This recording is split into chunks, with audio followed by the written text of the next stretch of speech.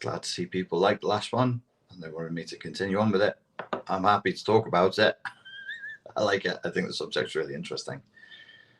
So today I'm going to continue the talk about fascism and communism. And I mentioned last time I wanted to cover collectivist ideologies more generally. And specifically, I want to relate it today to social media and how social media not only breeds and permits collectivist ideologies that become utopian and become extreme, but unfortunately actively encourage it. Let's start with our definitions, shall we? Define your terms. DYT. That's what my English literature teacher would say. That's what Mr. Smale would say to me. Grannon, DYT. Okay, Grannon, DYTs. Collectivism. This is from vocabulary.com. Collectivism is a political theory associated with communism. More broadly, it is the idea that people should prioritize the good of society over the welfare of the individual. Pretty sure the Nazis would have insisted on that as well.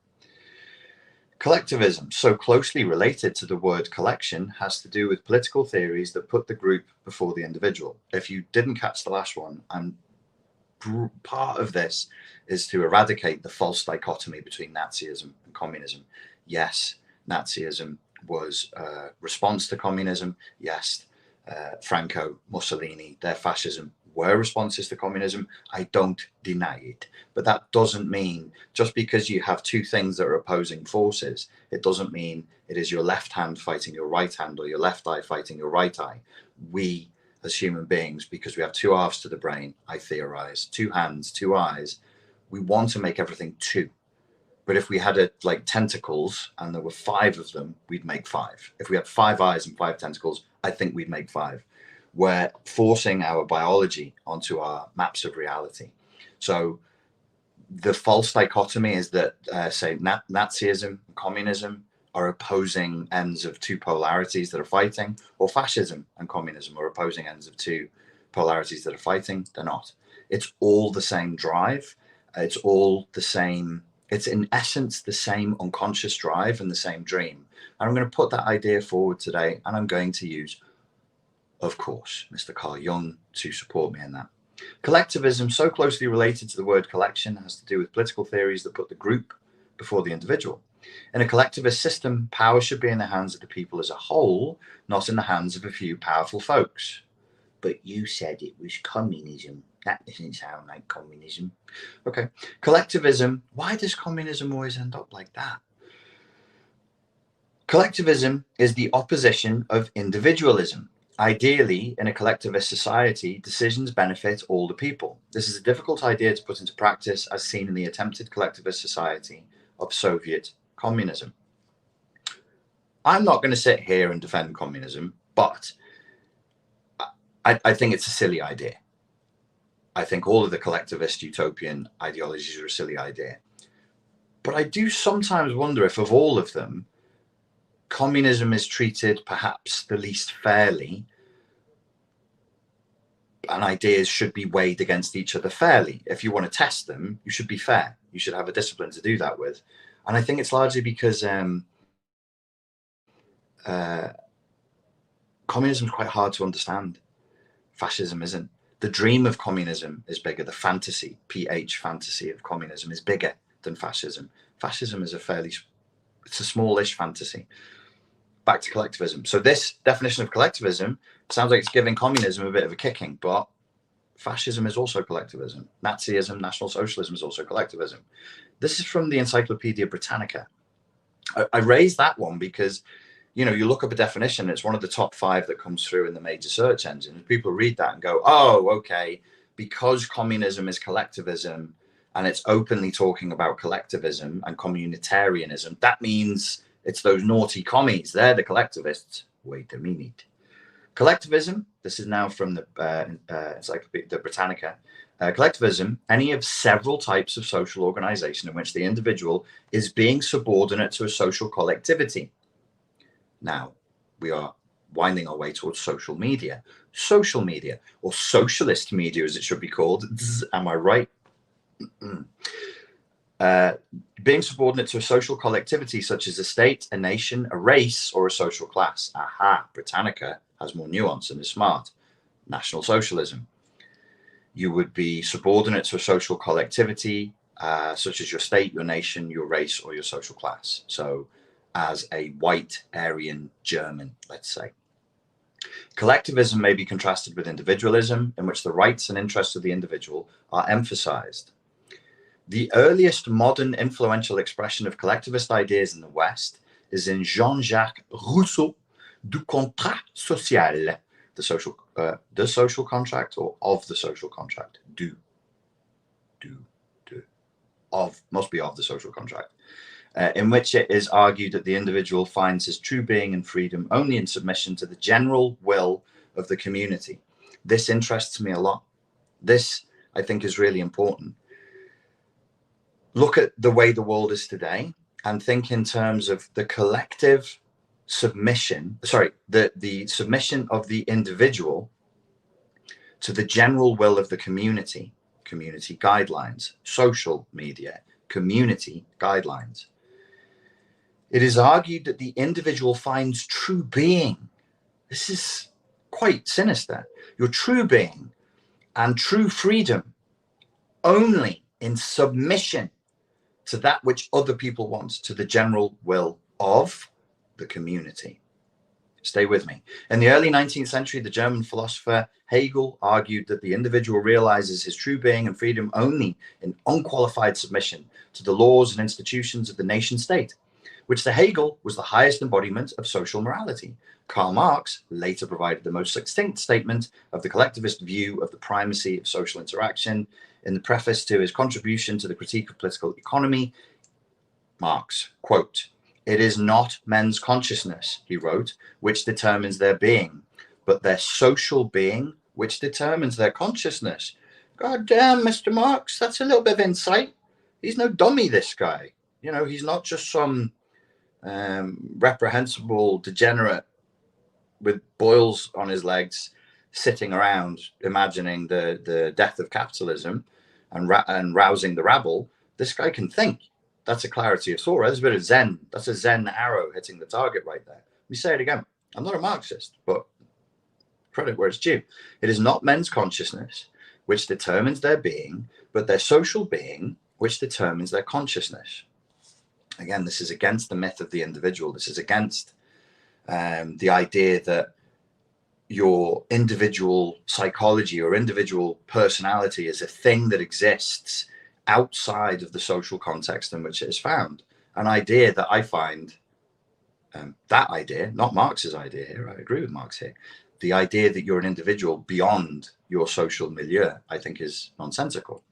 That doesn't mean I'm a fan of collectivist ideologies. In fact, that makes me more suspicious of them and more suspicious of social media. Before I move on, I'll make my point poorly here. My point generally, we're at 8 minutes and 21 seconds. Social media demands and rewards a certain type of behavior and a certain worldview, and simply ignores or actively punishes through shadow banning and actual banning. I've experienced this 3 times now. StreetFightSecrets.com, the most popular self-defense channel on YouTube in 2012, was deleted, quote unquote, for being too violent on YouTube, a social media video platform that at that time had executions on it and not real depictions of physical torture and mutilation, but depictions of physical torture and mutilation from movies. And I was too violent. They banned me. My Instagram account was banned because I kept on making jokes about the jibby jabby. And most recently, my major account has two medical misinformation strikes, my main Richard Grannon account, hanging over it that I can't get rid of, that basically say if I say anything else that counts as medical misinformation ever again, all my YouTube channels will be banned. They will be switched off. So I know this. I know that it punishes. I know the system punishes a certain type of thinking and rewards another kind of thinking. How does social media breed and actively encourage collectivist ideologies that are utopian and extreme?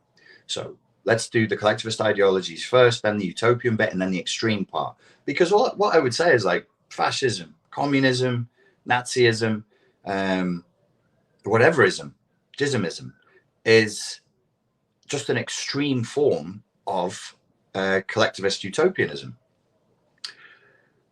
Why is it collective? Why is it utopian? So with social media, the way usage of social media entrains us to think subtly is that the solutions will come from group action, not from individual action. And I got caught with this in my recent trigonometry interview, where we were talking about potential solutions for the future. And I proposed like a collective movement that would be a solution to our problems with education, our problems in society. And Konstantin, one of the hosts, Konstantin and Francis, the hosts of Trigonometry, who is a Russian Ukrainian who had family members killed under Stalinism and gulagged under Stalinism, said to me, why are you looking for collectivist solutions? And I was like, you're right. I'm entrained to think in terms of collectivism now because of my own social media usage and my work that I do online. I'm not thinking of the individual. I'm thinking about the collective needs to do something. And you might think, well, what's so bad about that? You create a social movement. You say, okay, let's say enough of us want a particular outcome. If we get together and make noise about it online and we sign our petitions and we have a page with 1 million likes and 1 million follows, that's power. And you can motivate people and you can start to bend reality when you work as a group.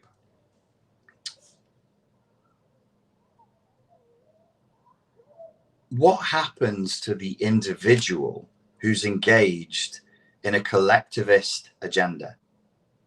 What does Bob engages in a collectivist agenda to reform education in the United Kingdom in 2023? What happens to Bob? What does Bob's role become on social media? He is now a recruiter. He is now a proselytizer, a preacher. He is a cheerleader for his team. He's also going to find ways to denounce, subvert, and attack the opposing team, which I guess makes him like secret police or counterinsurgency.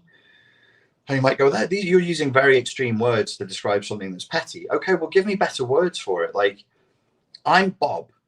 I'm invested in this social movement. I'm a cheerleader. Oh, that's pretty benign. I'm a recruiter. It's kind of annoying. I'm a proselytizer. I must attack the opposition. What would you call that? If not, maybe it is too extreme to say secret police. It behooves me to find compromising material on the opposing team and reveal it to their detriment. So if I'm not secret police, I at least have to start thinking like that, like some sort of sinister intelligence gathering agent. And then I'm also a shepherd. You know, sheepdogs who snap at the heels of sheep? It's also my role to police the thoughts and the behaviors of the people who are in the group, because we need 2,000 of us to get up that hill to make the education reform in the United Kingdom, and then everything will be okay. Then we enter the utopian, the promised land. We suffer here now, brothers and sisters. We fight this uphill battle, but just over that hill, everything will be fine. That's why it's utopianism. Where do you see this online? I mean, this is what the online space has become. It's warring factions who are savage shouting, as in sheepdog barking, police of their own group. They police their own group's thoughts, feelings, perceptions, actions, and online statements. They shout and scream like they are lunatic town square preachers who are trying to recruit as many as possible. So it breeds you take these 6 things that I've put forward and put them into an individual. What kind of an individual are you looking at? What kind of a person? What kind of a person does Bob have to become to engage in this collectivist action? So you can already see some fairly nasty traits coming through, because Bob doesn't do that for a month. win his goal, and then go, oh, we did it. Well done, chaps. Well done, boys and girls. Nice one. Good job. Let's enjoy the education reform. No. This stuff goes on for years, and it becomes people's identity. Here, I will say a couple of things that are maybe a little bit politically incorrect, and some of the people watching will find it upsetting, and I love it. Why should I lie and pretend I'm sorry? I'm not. I feast on their distress. It's beautiful for me. Why is it utopian? Why is it okay? His collectivism needs a utopia to move towards, but why does social media breed utopianism? Because I claim, I hypothesize, I think the people who are most likely, the individuals who are most likely to most heartily take on those roles in the name of the collective are the most mentally ill. They're the most mentally ill. They're the people whose lives work the least, in other words. They're the people who they're either barely employed or not employed. They've perhaps been institutionalized. They're probably on meds or have been on meds. A string of failed relationships. They don't have a place in society. They don't have a real world social network. They don't have effective familial and romantic relationships. And I'm not saying, look at these losers, and look at what they're trying to inject meaning and drama and purpose into a life that is bereft of all three. They are trying to inject these things, but I'm not saying, look at these losers. I'm saying, let's have an adult conversation about who these people are, because they're clearly not well. Why would this role? Because it's self-appointed. It's a collectivist online movement. I'm now not talking about historical fascism and communism. I'm talking about the fascism and communism to come. But these are the seeds of it. Nobody's saying to you, you have to do this, Bob. Bob looks at his life, looks at the movement, and goes, I get my human needs met here. Here, I can be significant. I can have a purpose. I can have friends, sort of, or comrades, or whatever. I can contribute. I can supplant my own individual needs for the needs of a collective, which is a basic human drive. It's a tribal drive. We do like that. We like to contribute. I think by nature, human beings are charitable and kind. I just don't think that they're charitable and kind in the way that somebody like Karl Marx would think that they are. I don't think the communist utopian ideal would ever work, because there is still too much darkness inside of the human heart. There's just no way that can take place. So who is Bob? Who is Barbara? There's Bob and Barbara. They both have to have the name beginning with B. I don't know why. Who are they? I'm suggesting their lives are broken. Why are they so utopian? Okay, this is the stuff that can get me in trouble, because they have personality disorders, or they're so emotionally dysregulated and so traumatized that their perceptions are warped, and they're so emotionally dysregulated and so full of rage and so full of hatred and resentment because their lives suck. And I'm in the camp in the psychology world that believes that if you are just isolated, you can become traumatized. You don't have to have your fingernails torn out to be considered traumatized. You don't have to be beaten and spat on to be traumatized. Just being isolated, just living in this culture, living in this reality in isolation for years. Think of the Joker. Joaquin Phoenix played the Joker. His version of the Joker. That's a traumatized human being. What was the major trauma? The mother is abusive. His boss at work is abusive. Yes, and so on. But really, his trauma is his isolation inside of the city. When you see the Joker on the bus on his own, laughing to himself, that is his major torture. That's his major torture, to be surrounded by people on public transport and have nobody to talk to. The mother is terrible. The boss is terrible. His life is terrible. That's the moment. That's the moment where we see the Joker being formed, when he tries to connect with other human beings and just can't. That's his torture. The Joker is a film about utopianism and collectivist action. Think of it. Everybody dons a mask at the end of the film, and everybody hits the streets and starts flipping over police cars in a city that is Gotham, which is a representation of New York, which was like a foreshadowing of what happened just 18 months after the film was released. Strange how the collective unconscious works like that. So I'm saying the utopianism is high because these people are mentally ill, and they have certain mental illnesses that are in the cluster B spectrum. There's a lot of histrionic, there's a lot of antisocial, there's a lot of narcissism, a lot of borderline personality disorder. And what do all of these disorders share? Impressionability. They're impressionable. Their view of reality is childlike. If you peddle communism raw, or Nazism raw, or fascism raw, your first responders and your zealots will be the most childish and most infantile in their worldview, and those will be the most mentally ill. So your proselytizers, your shepherds, your Stasi, your secret police, your judge, jury, executioners, they will be the most childish and they will be the most traumatized. So that's how social media breeds collectivism, collectivist action, and particularly collectivist utopianism, because the people online who are molding that space are lunatics. They're lunatics. They're verifiably lunatics. I stand on it. I stand on it. Let's go find out who these people are. Let's see how they live their lives. Let's find out how many times they've been arrested. Let's find out. I'm sorry, but like, come on, we have to have an adult conversation about this. I worked for the probation service. I know who these people are. Let's see how many times they're arrested, how many times they've been institutionalized.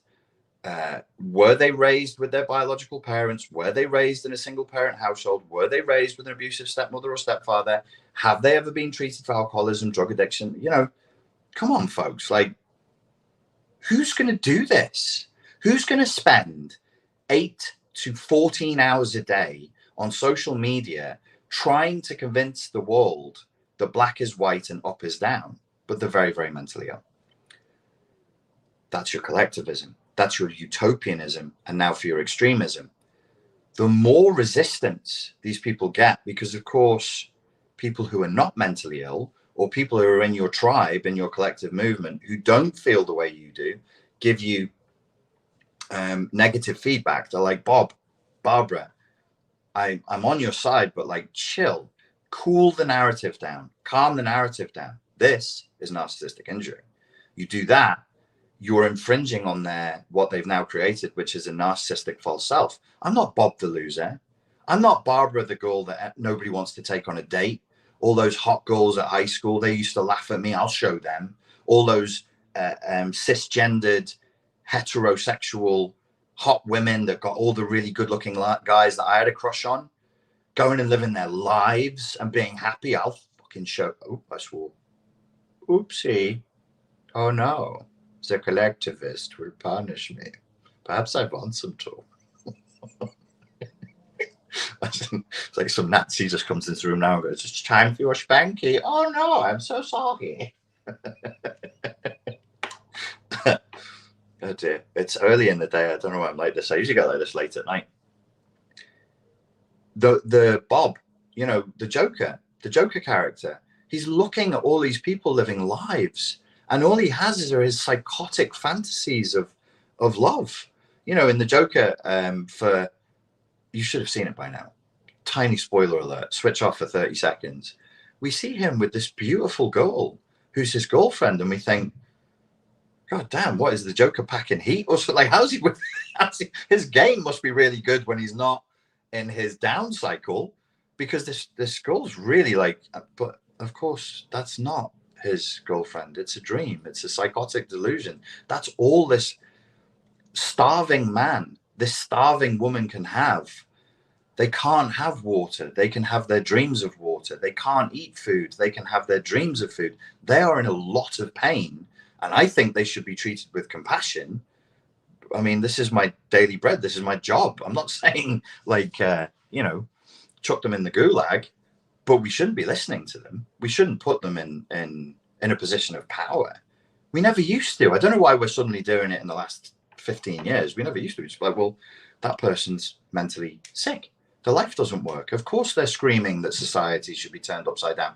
Of course they don't care if the city burns in the procedure of them attaining to their utopia in the name of compassion and empathy and what's good for the collective. Meanwhile, you know, people who are living lives that do work, that are in alignment with the dominant cultural narrative, they have to suffer. Well, screw them because Becky from high school was mean to me, or screw them because Thad, you know, from the football team used to give me a wedgie. You think I'm being, you probably think I'm taking this too far. I genuinely believe this is what it is. I think that this is what it is. Even the Nazis, look at the backstory of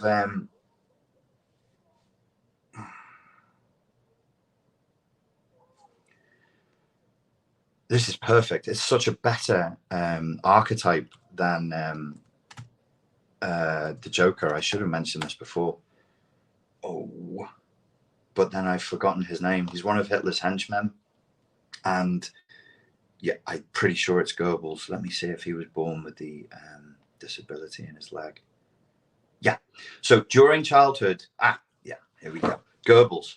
During childhood, Goebbels experienced ill health, which included a long bout of inflammation of the lungs.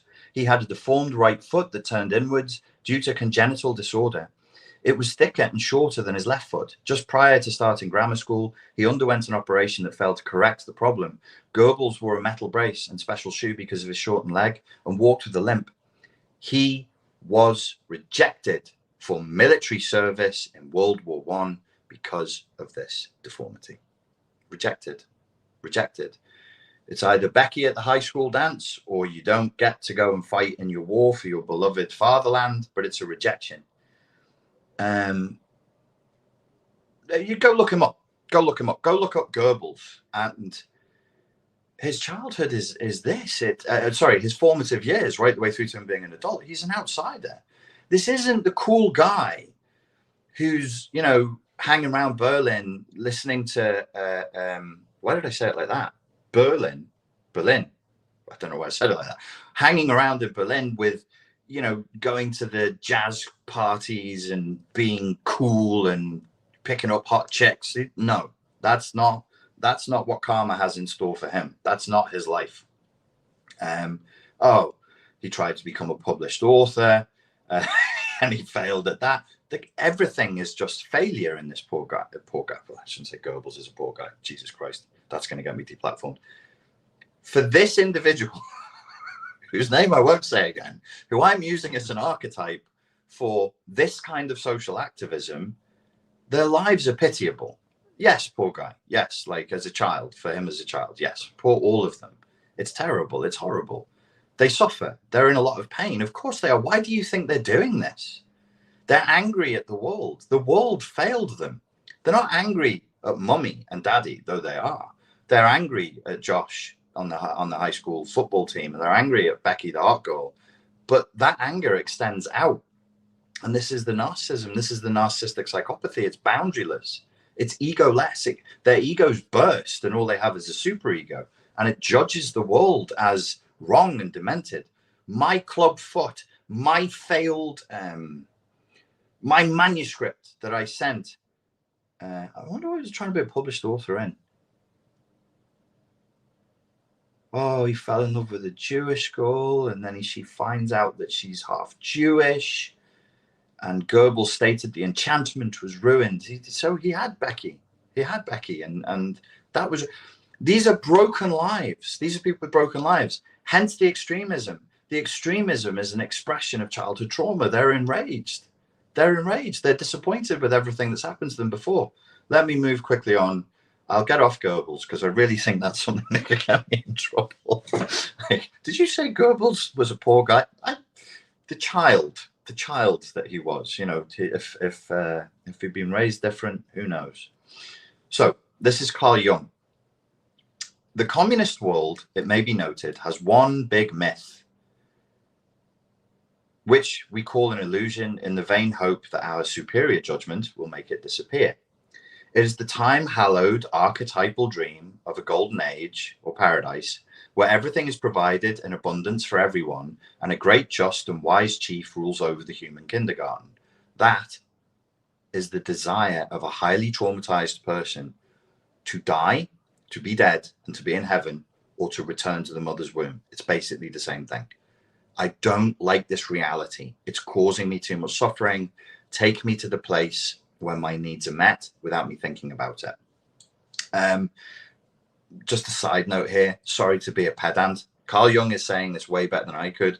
Carl Jung is far smarter than I'll ever be in this lifetime. But I think he's a little bit wrong here, because I just want to say that it will, in communism, the golden age will be ruled over, a great, just and wise chief rules over the human kindergarten. That isn't communism. That isn't communism. There's no ruler in communism. If you look at Marxist communism, and the end state, if you look it up, come back to me and tell me that isn't a religion. The end state of Marxist communism has no rulers. It's perfect, a perfect ecosystem, from each according to their abilities to each according to their needs. Nobody's in charge. It just spontaneously occurs. Why?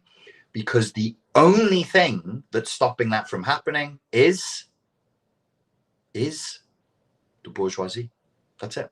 You remove the bourgeoisie, like Karl Marx, like, who's married to a woman who's of noble birth, and he's living off of her parents' money, and his mate, whose dad is a major capitalist in London with factories in London, that's how he lives. He's like, we the proletariat, the working classes, a guy who never put a day's work in his life apart from writing, we will all live happily together, brothers and sisters, if we could just only get rid of the bourgeoisie. That's it. That's the utopian dream of communism. There's no chief. There's no chief in communism. Back to Jung. It's the time-hallowed archetypal dream of a golden age where everything is provided in abundance for everyone, and a great and just wise chief rules over the human kindergarten. So it's infantilizing in its essence. All collectivist ideologies are infantilizing. They're a trauma response. You have to be traumatized to sign up. This powerful archetype in its infantile form has gripped them, but it will never disappear from the world at the mere sight of our superior points of view. We even support it by our own childishness, for our Western civilization is in the grip of the same mythology. He's talking again of the puer aeternus, the mythology of the eternal child, which Jung believes we're living through a time of, the time of the puer aeternus. I think he was influenced by Aleister Crowley and the Age of Horus, which I mentioned in the last video, but he very sensibly refuses to acknowledge Aleister Crowley, where I recklessly do. We even support it by our own childishness. Unconsciously, we cherish the same prejudices, hopes, and expectations. Ooh. Those who oppose communism for being childish and infantile, we secretly believe, unconsciously, we cherish the same prejudices, hopes, and expectations. This is a very Jungian point. Like, whatever you find most annoying in other people is part of your shadow. Interesting. We too believe in the welfare state, in universal peace, in the equality of man, in his eternal human rights, in justice, truth, and, do not say it too loudly, in the kingdom of God on earth. The point being that these are supplanted religious beliefs, like this collectivist, utopian, extremist point of view is essentially, it comes from a religious drive, a very human drive for religion. The sad truth is that man's real life consists of a complex and inexorable opposites, day and night, birth and death, happiness and misery, good and evil. We are not even sure that one will prevail against the other, that good will overcome evil or joy defeat pain. Life is a battleground. It always has been and always will be. And if it were not so, existence would come to an end. That is a nice Gnostic point of view. The world is screwed up. It is meant to be. Deal with it as it is. It's more, for me, that's more adult. That's more workable, and is less likely to breed, genocides and gulags. Because if you have utopian, collectivist, and extremist ideas, how can it not breed fascism, communism, or Nazism, or the next permutation that we haven't even seen yet? But they're all variations on the same thing. The individual doesn't count. What counts is the collective. You must submit to the collective will. Carl Jung. The state has taken the place of God. That is why, seen from this angle, the socialist dictatorships are religions and state slavery is a form of worship. Did Greta Thunberg just get a degree in something? Like an unofficial degree in something? What was that degree in? I forget. But the religious function cannot be dislocated and falsified in this way without giving rise to secret doubts, which are immediately repressed so as to avoid conflict with the prevailing trend towards mass-mindedness. When's he writing this? This is decades ago. 30s, 40s, 50s, which are immediately repressed so as to avoid conflict with the prevailing trend towards mass-mindedness. The result, as always in such cases, is overcompensation in the form of fanaticism, which in its turn is used as a weapon for stamping out the least flicker of opposition. Free opinion is stifled and moral decision ruthlessly suppressed on the plea that the end justifies the means, even the vilest. The policy of the state is exalted to a creed. The leader or party boss becomes a demigod beyond good and evil, and his votaries are honored as heroes, martyrs, apostles, missionaries. There is only one truth, and beside it, no other. It is sacrosanct and above criticism. Anyone who thinks differently is a heretic, who, as we know from history, is threatened with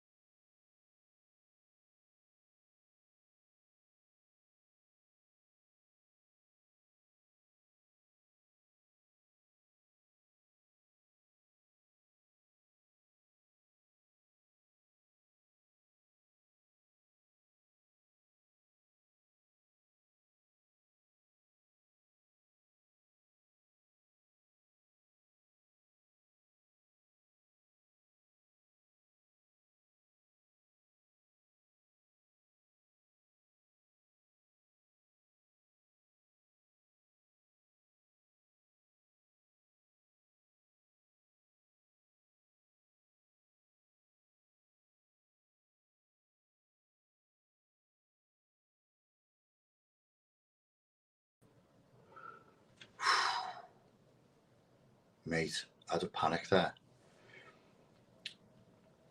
In the country where I am, they changed the laws yesterday, so there are certain things you can't say. I got really paranoid. You can't in the country where I am, even criticize other countries, including your own, online. And I was like, oh no, have I just been bubbled for that? No, it was just a little blip in my internet. Proper panic there, though, you know, kid. Anyway, back to Jung. Sweaty forehead. It is sacrosanct and above criticism. There's only one truth, and beside it, no other. Anyone who thinks differently is a heretic, who, as we know from history, is threatened with all manner of unpleasant things. Only the party boss, who holds the political power in his hands, can interpret the state doctrine authentically, and he does so just as it suits him. These are religious drives, entirely religious drives. Social media is hacking a religious drive, and it basically creates an environment that de facto, I can't say social media does this directly, but it de facto radicalizes and weaponizes people who are very mentally ill. So the people who are doing the loudest shouting for any collective cause are the most desperate and the most mentally ill. I have a couple more quotes here, but I'll get back to them in just a second. So I said last time I would cover collectivist ideology and the suppression of the individual. Of course, all of this leads to censorship. It has to. So the machines, the system by which we communicate with each other will start leaning more heavily towards censorship, but it won't be resisted now. There'll be no resistance against censorship. There'll be less resistance against free speech, because the individuals who are engaged in the collective activity will say, well, that person is making it less likely that my utopia is going to occur. So yes, I want you to silence them, which I think is a completely abhorrent drive. But even well-respected, well-liked public intellectuals like Sam Harris bang this drum and people accept it. That's a public intellectual who makes his living by offering his opinions on what's happening in the world, is stating openly and repeatedly, it is good to censor people. It is right to censor people, which I think is a psychotic position to adopt. But I'm also claiming that this is the seed state. This is the seed moment for future collectivist, extreme and utopian ideologies. We won't see fascism rise again the way it did before. We won't see communism rise again the way it did before, or national socialism, but we will see mutated variants of the same virus.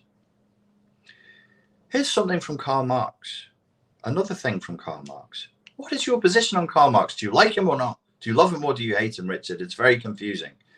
I think he's really smart. I think he's a smart dude, and I think he's a good writer. Here, I like this. Here's something I like. The less you eat, drink, and read books, the less you go to the theatre, the dance hall, the public house, the dance hall. Karl Marx was given it an old wine and grind, heads high, in the dance hall, queen of the dance hall, Karl Marx. The public house, the less you think, love, theorize, sing, paint, fence. The more you save, the greater becomes your treasure, which neither moths nor dust will devour. Your capital. The less you are, the more you have. The less you express your own life, the greater is your alienated life. The greater is the store of your estranged being. The greater is the store of your estranged being. There's a lot there. I think this points to the online avatars that social media encourages us to create. They're dead, fantastical things living a utopian life, a hyper-idealized life that is not ours, but a representation of it. And in a sense, this is the new capital. This is the new capital, is the investment in your social media. The greater is your alienated life. So Karl Marx is talking about a split, the authentic life and the alienated life. Capital and capitalism, the acquisition of capital for its own sake, breeds alienation and creates an alienated self. The greater is the store of your estranged being. So as we invest more and more in our social media fantasy selves, the more alienated and the more estranged we become, and the more like Joker, Joaquin Phoenix's Joker we become, the more like the resentful, angry Bob or Barbara we become, and the more likely we are to espouse extremist, utopian, collectivist ideologies. There was another one here that I liked.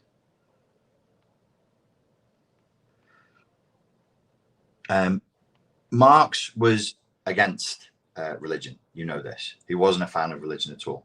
Religious suffering is at one and the same time the expression of real suffering and a protest against real suffering.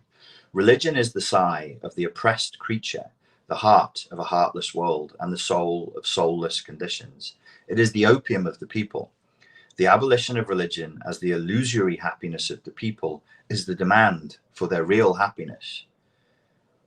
I disagree with him and his perspective on religion here, but I can hear what he's saying. To call on them to give up their illusions about their condition is to call on them to give up a condition that requires illusions. The criticism of religion is, therefore, in embryo, the criticism of the veil of tears of which religion is the halo. It's good writing, that. Criticism has plucked the imaginary flowers on the chain, not in order that man shall continue to bear that chain without fancy or consolation, but so that he shall throw off the chain and pluck the living flower. The criticism of religion disillusions man, so that he will think, act, and fashion his reality, like a man who has discarded his illusions and regained his senses, so that he will move around himself as his own true sun. Religion is the only illusory sun which revolves around man as long as he does not revolve around himself. I don't think that human beings are ready to do what Karl Marx thinks that they're ready to do, but I hear him. I hear where he's coming from. So there's my further chat on collectivism that I promised in the last one, but I went on for too long, so I decided to stop. If you've got any questions, ask them in the comment bar. If they could be one sentence long and end in a question mark. That's how questions are traditionally done. That would be fantastico. I prefer Camus. He just found the Internet Joker's Manifesto. This is true. Bob's a poet and he didn't know it. It's intellectual narcissism to cordon off or hoard info. Yes, very true, very true. Okay, no questions at the moment, which is fine. I'll stop there. Ladies and gentlemen, thank you very much for your time and for your attention, and I look forward to speaking to you again very soon. Cheers.